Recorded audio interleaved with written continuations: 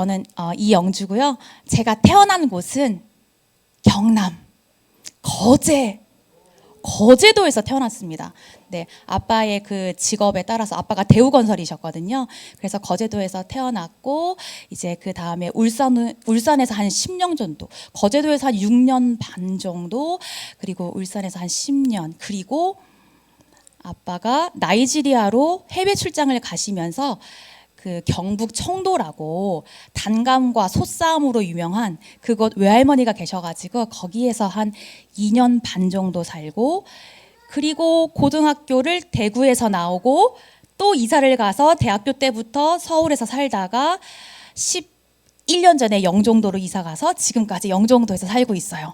이사를 되게 많이 갔죠. 초등학교도 2군데, 중학교도 2군데, 고등학교도 2군데 이렇게 이사를 많이 다녔어요. 이제 저의 이야기에서 빼놓을 수 없는 것이 제가 중학교 2학년 때 친구 따라서 그 집회라는 곳을 처음 가게 되었습니다. 이런 집회인 거죠. 시골이었는데 찬양 집회 이런 데를 가게 되었는데 제가 거기에서 아마 제 기억에는 15살 또는 16살이었습니다. 그때 제가 선교사라는 단어를 그 집회에서 처음 듣게 되었어요. 그리고 선교사가 어떤 일을 하는 사람인 줄 처음 들은 그 순간에 제 마음에 너무 두근두근거리고 제 마음이 정말 뛰는 거예요. 하나님, 나도 선교사 되고 싶어요 라는 그런 마음을 하나님이 저에게 강력하게 주셨어요. 너무 신기하죠. 그리고 그날 기도를 하는데 하나님이 그 꼬맹이 중학생에게 방언의 은사를 그날 주시는 것이었어요. 너무 감사했고요. 그날을 제가 잊을 수가 없어요. 제가 선교사라는 단어를 처음 들은 그날 저는 하나님께 제가 선교사가 되고 싶다고 말씀드렸고, 그날 하나님께서 저에게 놀라운 그런 선물들을 주셨어요. 그리고 이제 대학생 때 서울로 오게 되었어요. 제가 서울의 광화문 한가운데 있는 내수동에 있는 내수동 교회를 2003년부터 쭉 섬겼습니다. 그런데 이제 1학년 첫 번째 겨울 수련회 저희가 4박 5일이고 내수동 교회 그 수양관은 강원도 철원에 있습니다. 그래서 저희가 수양관에 가서 기도를 하는데 제가 사실은 신앙생활을 이렇게 매끄럽게 잘 해오던 사람이 아니라 그 사춘기 때문은 아닌데 어떤 일들 때문에 제가 굉장히 낙심을 하게 돼요. 대학생이 솔직히 되기 전에. 그래서 고등부에서 찬양도 하고 반주도 섬겼지만 제 마음 가운데에는 하나님은 살아계시지 않는다, 하나님은 없다라는 그것을 믿으면서 고등부를 출석하고 찬양팀을 섬겼던 그런 이중적인 사람이었어요. 제 마음 안에 누군가를 굉장히 미워하게 되었거든요. 여러분 혹시 누군가를 굉장히 정말 미워해 본 적이 있나요? 저는 그 사람을 얼굴이 생각이 안 났어요. 얼굴을 아는데 그 사람에 대한 미움이 너무 커지면요, 여러분, 이거는 경험인데 존재만으로 너무나 싫기 때문에, 너무나 밉고 해치고 싶기 때문에 얼굴은 더 이상 생각이 안 나고 모습은 생각이 안 나고 제 마음 안에 증오와 저주가 가득한 채로 제가 중고등학생 시절을 보내게 됩니다. 그리고 이제 첫 번째 대학부 수련회를 가게 되었어요. 저를 포함한 이제 조장님이 계셨는데 그 오빠가 지금 순회선교단 선교사님이신데 그때는 아무튼 총신대 학생이었어요. 저를 위해서 기도를 해주는데 이렇게 말하는 거예요. 내가 너를 위해서 기도해 주는데 뭔가 벽이 있는 것 같아. 혹시 너 하나님께 말씀드리지 않은 어떤 것이 있니? 라고 말했어요.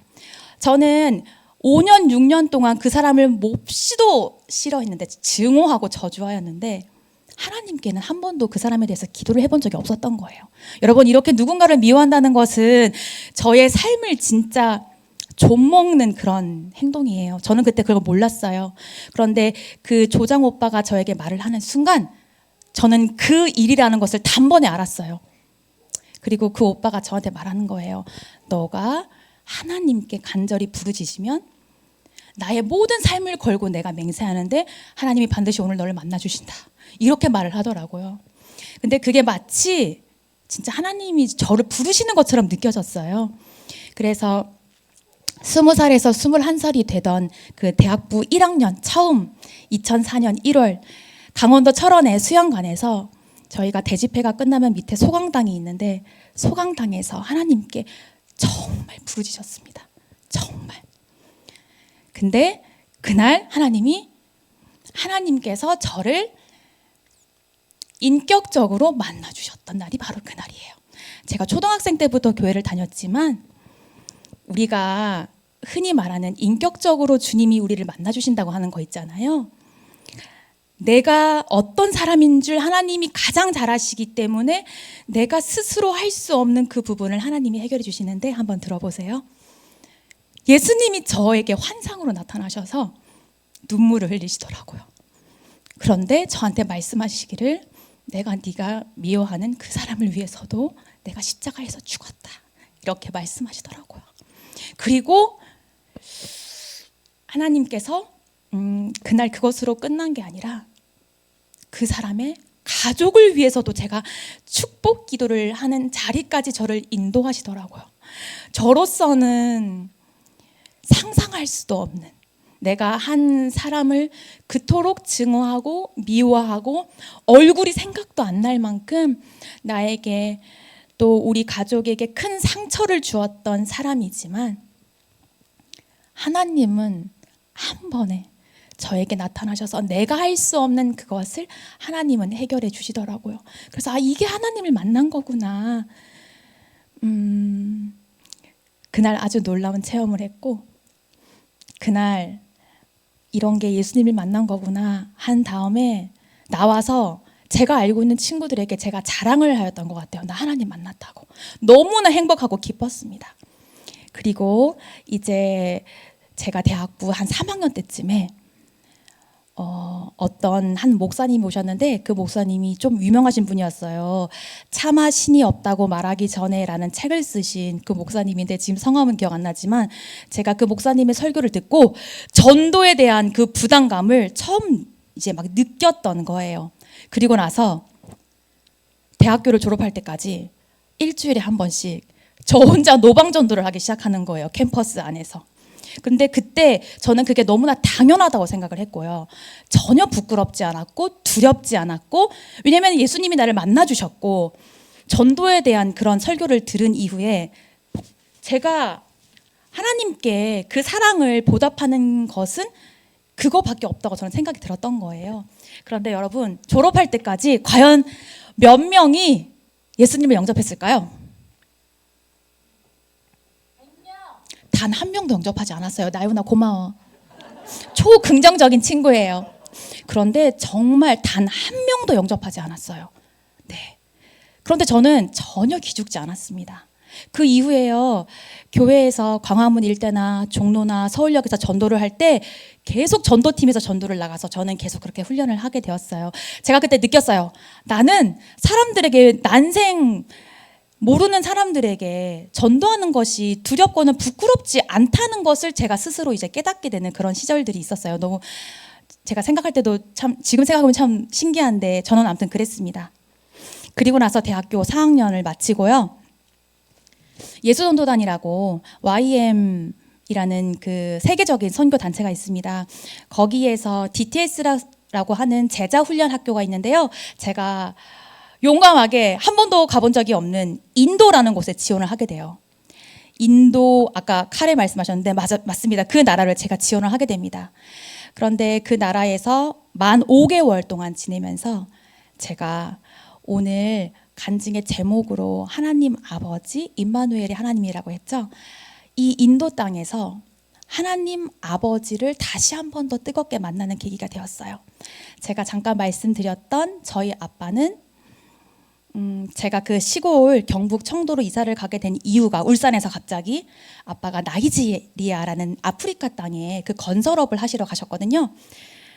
한 8년 정도 계셨던 것 같아요. 1년에 2번 정도만 한국에 오셨는데 한 번 오실 때마다 2주 동안만 계셨어요. 그러니까 저의 중학생, 고등학생, 대학생, 대학교 3학년 때 돌아가셨거든요. 그때 동안 아빠의 부재 가운데 저는 자랐고, 경상도 사람이잖아요. 한 번도 저를 안아주거나 사랑한다고 한 적이 없어요. 근데 그 훈련 받으러 인도에 가서 어떤 강의를 듣다가 하나님 아버지에 대한 강의를 듣게 되었습니다. 그런데 제가 생각했던 아버지의 그 모습과 실제 말씀에 근거한 하나님이 나를 바라보는 사랑이 굉장히 달랐던 거예요. 어떻게 설명이 되어 있었냐면, 하나님은 나를 너무 보고 싶어서 미치시는 분, 영어로 crazy, 나를 그 정도로 사랑하시는 분이라고 되어 있더라고요. 제가 그 설문을 하나하나 체크하면서 너무 저는 충격을 받았습니다.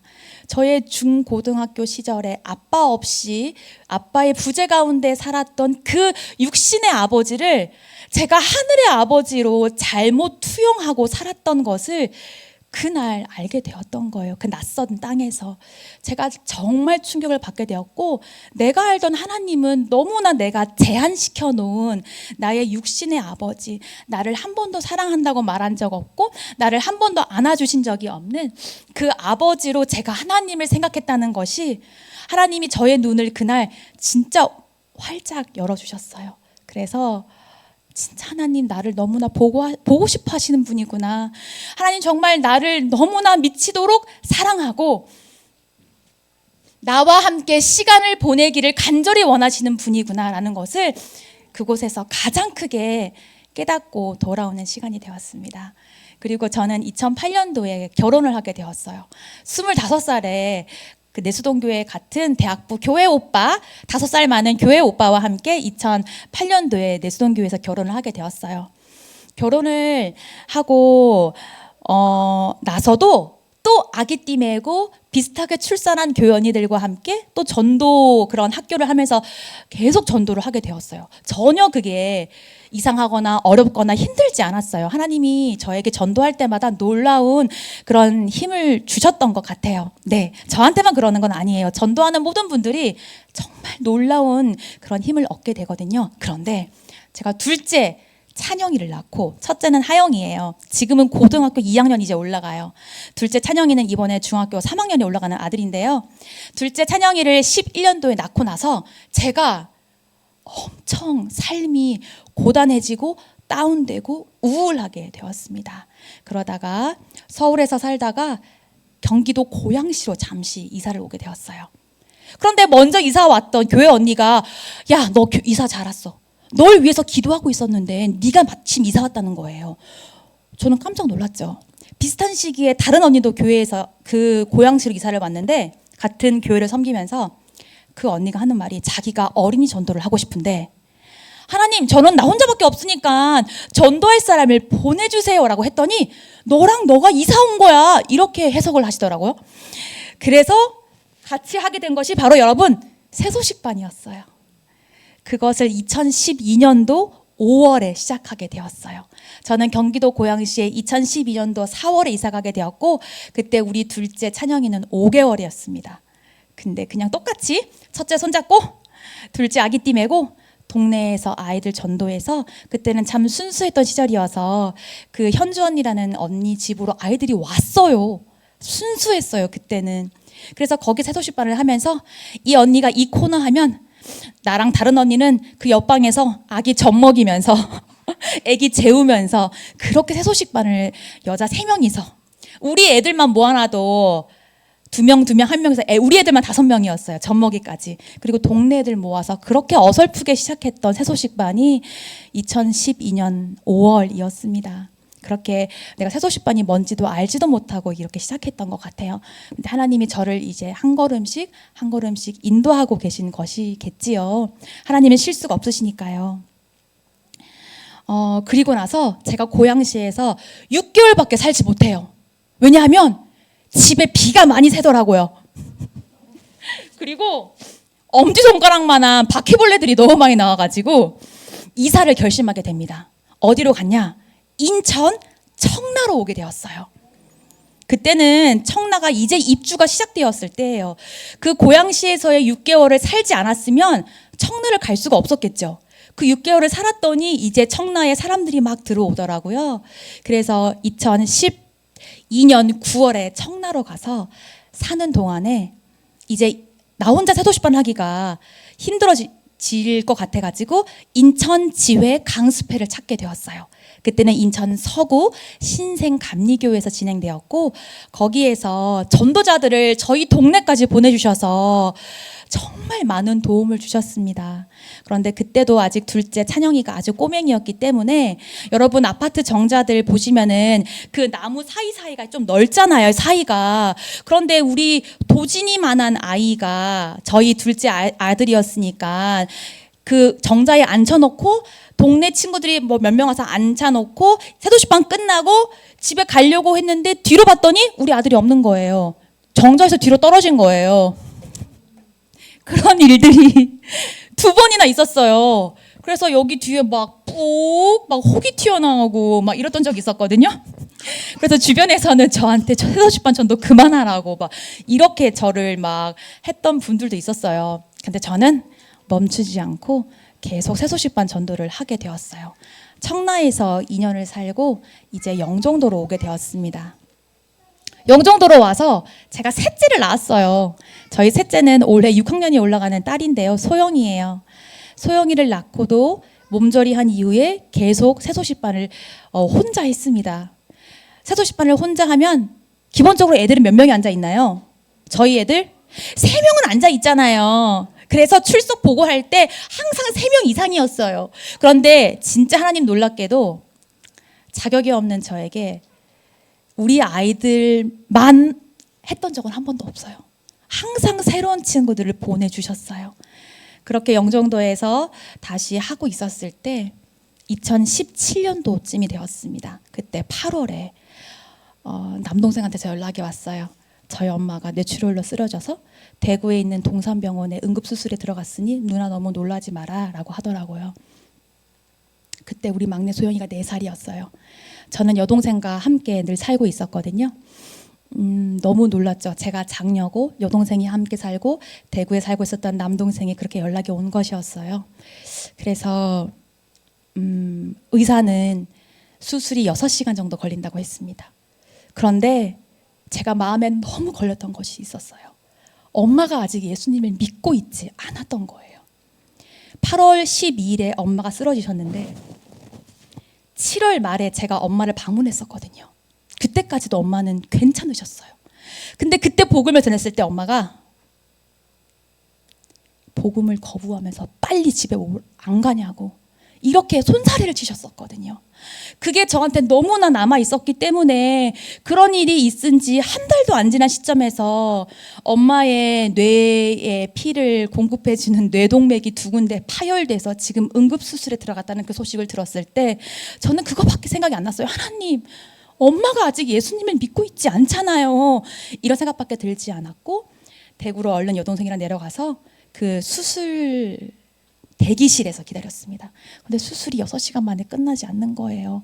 엄마가 수술을 9시간 반이나 받으시고 중환자실로 가셨어요. 굉장히 위험한 상황이었고 의사는 살 수 있는 가망성이 30%밖에 되지 않는다고 말했는데 계속해서 기도했고 하나님, 그러니까 여동생은 신앙이 없기 때문에 정말 주저앉아서 울더라고요. 그래서 저는 그때 그걸 느꼈어요. 아, 예수님에 대한 소망이 없는 사람들은 정말 소망이 끊어지는 절망의 상태의 그런 감정을 맛보겠구나라는 것을 여동생의 모습을 통해서 알게 되었어요. 하지만 저에게는 소망이 있잖아요. 예수님께 따졌죠. 우리 엄마 아직 복음 듣지 못했어요. 하나님, 엄마 살려주세요. 하나님이 기적적으로 저희 엄마를 살려주셨고 중환자실에 갔더니 엄마가 막 머리를 다 빡빡 밀고 막 퉁퉁 부어가지고 온몸이 퉁퉁 부어서 누워있더라고요. 중환자실에 하루에 2번 정도 면회를 갈 수밖에 없고 한 번 갈 때마다 아마 30분이었던 것 같아요. 그거를 이제 3남매가 나눠서 면회를 하는 거예요. 그러고 남동생은 이제 대구에 살았기 때문에 날마다 엄마를 면회를 해줬고요. 여동생과 저는 일주일에 한 번씩 서울역에서 대구역까지 동대구역까지 KTX를 타면서 그렇게 엄마를 보러 갔죠. 엄마를 보러 갔을 때 손을 잡으면 엄마가 눈도 못 뜨고 말도 못하는 중환자실에 있지만 내 손을 잡아주더라고요. 그런데 의사들은 의식이 있다는 것을 스스로 본인의 입으로 자신의 이름을 말할 수 있을 때를 의식이 있다라는 것으로 생각을 해서 엄마가 의식이 없다고 판단을 하시더라고요. 근데 저는 그걸 믿지 않았어요. 가족인데 그걸 어떻게 믿을 수가 있겠어요. 엄마 내 손 꼭 잡아줘. 그럼 엄마가 손을 잡으시는 거예요. 소통을 할 수가 없었지만 내 이야기를 듣고 있구나. 그래서 저는 엄마가 바로 며칠 전에 제 손을 뿌리치면서 얼른 집에 안 가냐고 했던 그 엄마, 복음을 꺼내지도 못하겠던 그 엄마의 손을 붙잡고 마음껏 중환자실에서 복음을 전할 수 있는 기회를 하나님이 저에게 주시게 되었습니다. 저는 그때 얼마나 행복했는지 몰라요. 엄마의 손도 잡고요. 내 마음대로 복음 전하고요. 내 마음대로 내가 하고 싶은 대로 엄마한테 찬양 불러드리고요. 엄마 퉁퉁 부은 얼굴을 내가 막 뽀뽀하면서 그렇게 지냈어요. 소망을 가지고 그렇게 했습니다. 그래서 2017년 엄마가 8월에 쓰러지셨는데 2017년 9월 새소식반이 시작되잖아요. 제 마음속으로 하나님이랑 거래를 한 거예요. 하나님, 엄마 지금 중환자실에 계시고 나 새소식반 이번 한 학기 쉬어도 되죠? 제가 쉬지 않고 쭉 했었거든요. 제 혼자서 그렇게 거래를 하고 있었던 거예요. 제 마음속 하나님 이 정도는 하나님도 인정하시죠.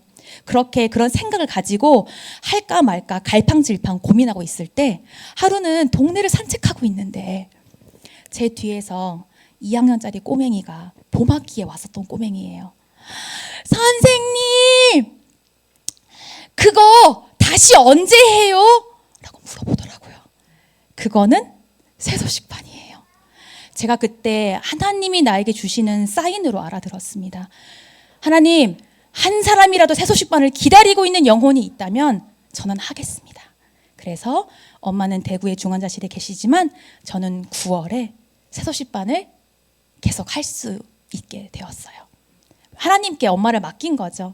제가 할 수 있는 것도 없었어요. 중환자실에서는 24시간 간호사가 돌봐주기 때문에 진짜 엄마를 맡기고 저는 주말에만 그렇게 KTX 타고 가고 토요일에는 새소식반 하고 뭐 그런 식으로 살았어요. 그렇게 바쁘게 살았습니다.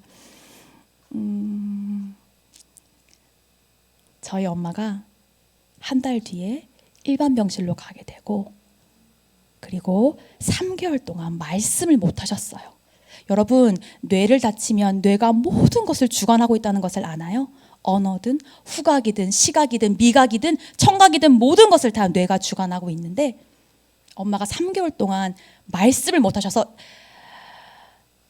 콧줄로 음식을 드시고 이도 한 번도 못 닦았어요. 왜냐하면 입을 벌리는 그 모든 것도 다 인지잖아요. 근데 엄마가 한 가지의 시술을 더 받으셨어요. 그런 다음에 그 간병사한테서 저에게 주일날에 전화가 왔어요. 3개월 후에 엄마가 시술 후에 너무나 좋아지셔서 말을 할 수 있게 되었으니 한번 목소리를 들어보라는 거예요. 그래서 3개월 만에 저는 엄마랑 통화를 할 수 있게 되었어요. 너무 감사하더라고요. 주일날에 좀 많이 울었어요. 엄마 목소리를 듣고. 아까 제가 말했던 그 2학년 꼬맹이는요, 지금 고등학생 2학년이 되었어요. 저희 딸의 가장 친한 친구 중에 한 명이에요. 근영이라는 친구인데요. 하나님이 기회 주시면 요즘에 교회를 잘 안 나가고 뺀질거리고 있는 우리 첫째 딸, 우리 하영이와 하영이의 친구 근영이를 선일교회로 한번 꼭 같이 오고 싶다는 마음을 저에게 많이 주셨습니다.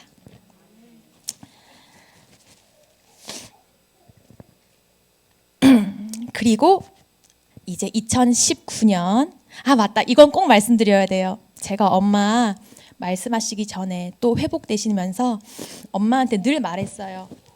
중환자실에 있을 때 엄마가 지금 누워있지만 하나님이 엄마를 일으키실 거고 엄마는 걷게 될 거고 엄마는 뛰게 될 거야. 저는 이렇게 말했었거든요. 그리고 엄마가 일반 병실에 가셨고 휠체어에 앉아 계실 때도 계속 뽀뽀해드리고 찬양 불러드리고 복음을 전해드렸었어요.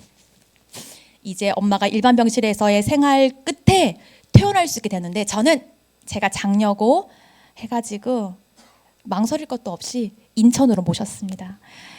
그 경인재활병원이라고 적십자병원, 연수구에 있는 적십자병원이랑 경인재활병원이랑 연결돼 있는데 거기로 모셔서 엄마가 재활병원에서 5개월 동안 계셨거든요. 24시간 5개월.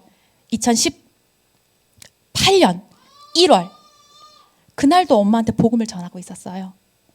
그런데 엄마가 그날은 저를 빤히 보시더라고요. 뭔가 느낌이 달랐어요. 그래서 엄마한테 이렇게 말씀드렸어요. 엄마, 예수님을 영접하는 것은 지금도 할 수 있어.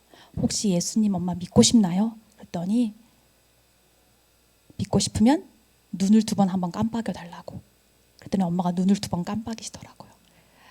그래서 엄마가 그때도 말씀은 가능하셨지만 재활치료 중이시다 보니 몸이 막 건강하거나 그런 것이 아니라 좀 금방 지치는 그런 몸의 상태셨었어요. 그래서 제가 눈 깜빡임으로 표시하라고 했을 때 엄마가 2번 눈을 깜빡이셨고 그날 엄마는 예수님을 영접하게 되셨습니다. 그래서 하나님의 자녀가 되었어요. 너무나 감사했어요. 그런데 그 이후에 제 마음 안에 엄청난 불안함이 생겼어요. 그것은 엄마가 단기 기억을 자꾸 잊어버리시는 거예요. 재활하는 가운데 아침에 드신 것을 점심에 기억하지 못하시더라고요. 그래서 제가 제 마음 안에 하나님, 엄마가 예수님을 믿은 것을 잊어버리면 어떡하나요? 라는 이 마음 때문에 제 마음이 너무나 아팠습니다. 근데 하나님이 저한테 하시는 말씀이 내가 기억한다. 엄마는 잊을 수 있지만 하나님이 기억하신다라는 그런 마음을 주시더라고요. 그래서 엄청 평안을 얻게 되었어요. 이제 저희 엄마는 2018년 1월 이후에 예수님을 믿고 새로운 생명을 얻게 되셨어요. 그리고 지금까지도 초신자예요. 왜냐하면 엄마가 원하시는 대로 교회를 가실 수가 있지 않기 때문에 저는 그 이후로 엄마랑 같이 살고 여동생과 함께 살고 저희 아이들과 함께 살기 때문에 지난주 어린이 주일 예배에서는 제가 저희 가족 9명이라고 거북이 2마리까지 그렇게 말씀드렸거든요. 저희 가족은 3대가 살고 있고 그렇게 살고 있습니다. 현재도 그래요. 영종도에서 함께 살고 있습니다. 그리고 어느 날 저희 막내 소영이와 엄마와 제가 산책을 하고 있었어요. 소영이가 아마 한 5살 때쯤, 6살 때쯤. 여러분 싱싱이 알아요? 이렇게 한 발로 싱싱. 이제 소영이가 이러는 거예요. 할머니, 나 잡아봐요 하고 슝 가는 거예요. 근데 그때 저희 엄마가 소영아, 너 잡을 거야 하더니 달리시더라고요. 전 그때 제가 엄마에게 복음을 전하면서 늘 말했던 말이 있죠. 엄마는 앞으로 걷게 되고 뛰게 되고 달릴 거야 라고 했던 그 말이 떠올랐어요. 저희 엄마가 지금 항상 달리기 하시는 분은 아니지요. 하지만 그날 그 장면을 제가 잊을 수가 없다는 것을 한번 나누고 싶었어요. 하나님 진짜 그렇게 이루시는 분이구나라는 것을 저의 삶을 통해서 알게 되었습니다. 제가 엄마가 나중에 알게 되었어요. 왼쪽 눈의 시력을 잃으셨어요. 뇌출혈의 후유증이겠죠. 반신불수가 될 수도 있잖아요. 나의 후각을 잃을 수도 있죠. 뇌를 다치면 모든 것을 잃을 수 있지만 저희 엄마는 조금 순수한 엄마가 되었고요. 그 다치기 전이랑 비교를 하자면 왼쪽 눈의 시력을 잃으셨어요. 그것을 나중에 알게 됐어요. 엄마 안경 다시 맞춰드려야 되겠다 하고 동네 병원을 갔더니 의사 선생님이 저를 불러서 엄마가 한쪽 눈에 시력이 안 나오는 것을 알고 계시나요? 라고 하시더라고요. 동네 병원에서 안과에서 안경 맞추러 갔다가 실명됐다는 것을 소식을 들었을 때 좀 충격이었습니다. 그런데 다시 생각했어요. 육신의 한쪽의 시력은 잃었지만 엄마가 영생의 빛을 얻으셨다라고 저는 그렇게 해석을 하게 되었습니다. 그것이 훨씬 더 값진 것이잖아요. 그래서 저는 그렇게 믿고 있습니다. 이제 2019년도쯤이 되었을 때 인천지회 대표님이신 이사라 대표님, 지금 현재는 아닌데요. 예전 대표님께서 저와 함께 일을 해보자고 저를 파트타임 간사로 불러주셨어요. 저는 그 전까지 2019년도 전까지 11년 동안 전업주부였어요. 그냥 전도하고 새소식반하고 아이 3명 키우고 일은 한 번도 해보지 않았던 그런 그냥 아줌마로 살았었어요. 하지만 하나님이 2019년도에 어린이 전도협회 인천지회로 저를 불러주셔서 그때부터 지금까지 섬기고 있어요. 너무나 감사해요. 그 오늘 제목이 하나님 아버지였죠. 두 번째는 임마누엘의 하나님. 제가 경험한 하나님은 바로 임마누엘의 하나님이에요. 여러분, 임마누엘의 뜻이 뭔가요? 하나님이 우리와 함께 계시다. 그렇죠. 저는 이것을 문자적으로만 알고 있었나 봐요. 임마누엘, 임마누엘, 임마누엘의 하나님. 그런데 몇 년 전에 전도협회에 박규현 목사님이라고 계십니다. 예전 부천지회 대표님이시고 그 목사님이 임마누엘의 하나님에 대해서 설명을 해주실 때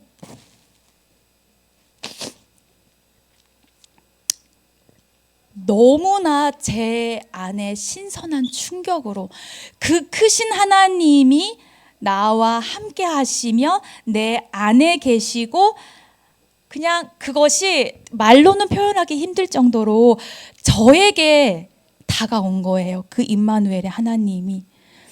하나님이 계셨다가 안 계셨다가 나랑 멀어졌다가 가까워졌다가 이렇게 하시는 분이 아니라 나를 정말 떠나지 않으시고 나랑 꼭 붙어 있고 내가 주님 안에 주님이 내 안에 이 임마누엘의 하나님의 이 하나님에 대한 개념이 저에게 정말 새롭게 제가 인도에서 하나님이 나를 얼마나 사랑하시고 나를 진짜 보고 싶어 하시고 나와 시간을 보내시기를 간절히 원하시는 하나님이시라는 것을 깨닫게 하셨던 것처럼 수년 전에 나와 함께 하시는 하나님, 내가 무엇을 하든 나와 함께 하시는 하나님이시라는 것을 다시 한번 신선한 충격으로 저를 깨닫게 해주시면서 저는 정말 확신해요. 하나님이 저와 함께 하시다는 거. 네, 여러분과도 하나님이 함께 하시지요. 우리가 이것을 진짜 경험하고 나의 하나님을 만날 때 우리의 신앙과 믿음은 더욱 살아 숨쉬는 것이 된다고 저는 생각합니다. 저에게 이렇게 부족한 저에게 그 믿음을 주신 하나님께 너무나 감사를 드릴 수밖에 없어요. 저는 때로는 정말 넘어지기도 하고 그리고 이게 죄인 줄도 알면서도 죄를 짓는 그런 정말 죄인 중에 죄인인데 하나님이 저를 놓지 않으시고 나를 향한 그 하나님의 사랑이 오늘날 이 자리에 있는 저를 오늘 살게 만드는 그런 유일한 이유라고 그렇게 조심스럽게 고백을 드려봅니다. 전도협회의 모든 훈련들을 통해서 지금까지도 저를 빚어가시고 훈련하시는 하나님께 너무나 감사드리고요. 제가 전도를 하면서 저의 믿음이 더 분명해지게 되었고 제가 복음을 전하면서 그 복음을 제가 듣지요. 제 귀로 듣고 저의 영혼에게 선포하는 것이잖아요. 그래서 전도를 하는 사람은 자신이 살아날 수밖에 없다고 저는 생각하고 그게 제가 경험한 하나님이고 제가 경험한 전도의 열매가 저 스스로에게 가장 먼저 나타나는 것 같아요. 저를 살리신다. 아이들을 키우면서 힘들었지만 전도를 쉬지 않았던 것은 이거 안 하면 진짜 못 살 것 같아서요. 네. 정말 나를 살리시는 진짜 생명줄 같은 것이 저에게는 전도였고요. 하나님을 더욱더 사랑할 수 있게 되었어요. 네. 저는 하나님을 시간이 지나면서 더 사랑하게 돼요. 이게 완성이 아니에요. 계속 더 사랑하고 싶고요. 하나님을 더 사랑하고 사랑하길 원하는 마음을 계속 주세요. 그래서 이 정도 하면은 많이 사랑한 거 전혀 아니고 진짜 하나님을 더욱더 사랑하고 싶습니다. 네. 저의 아버지가 되시고 저와 함께 하시는 그 하나님께서 너무나 귀한 선일교회에 불러주셔서 이렇게 함께 여러분들과 함께 지내고 함께 할 수 있게 하신 그 기회를 주신 하나님께 너무나 너무나 감사를 드립니다. 네, 우리 본문을 다시 한번 읽을 때요.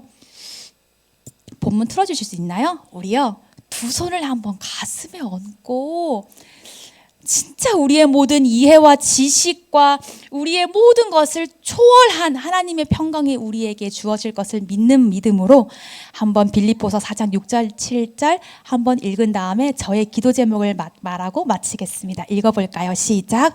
아무것도 염려하지 말고 다만 모든 일에 기도와 간구로 너희 구할 것을 감사함으로 하나님께 아뢰라. 그리하면 모든 지각에 뛰어난 하나님의 평강이 너희도 예수 안에서 너희 마음과 생각을 지키시리라. 아멘. 네, 처음에 말씀드렸던 우리의 모든 것을 뛰어넘는 하나님의 평강이, 모든 것을 초월하는 하나님의 평강이 우리 성도님들의 삶에 가득하시기를 축복드립니다. 저의 짧은 기도 제목을 말씀드릴게요. 저희 가정이 하나님만 높이고 사랑할 수 있도록 기도해 주시면 좋겠어요. 특별히 이번에 고등학교 2학년이 올라가는 저희 큰딸 하영이가 지금 신앙 안에서 온전히 서 있지 못한 상태예요. 그래서 제가 정말 마음이 아프고 우리 하영이를 생각하면 많은 눈물을 주님이 주시는데, 우리 하영이의 마음을 하나님이 부드럽게 해주셔서 하나님의 그 깊은 사랑을 제가 만났던 것처럼, 여러분들이 만났던 것처럼 인격적인 하나님 만날 수 있도록 특별히 저희 큰딸 하영이를 위해서 기도해 주시면 너무 감사하겠고요.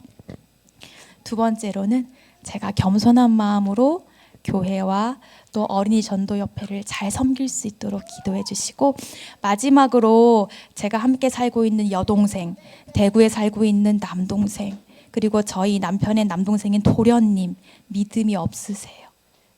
기도해 주시고, 저희 이모 가정 아직 구원받지 못했어요. 아직 구원받지 못한 저희 가정을 위해서도 기도해 주시면 너무 감사하겠습니다. 이상입니다.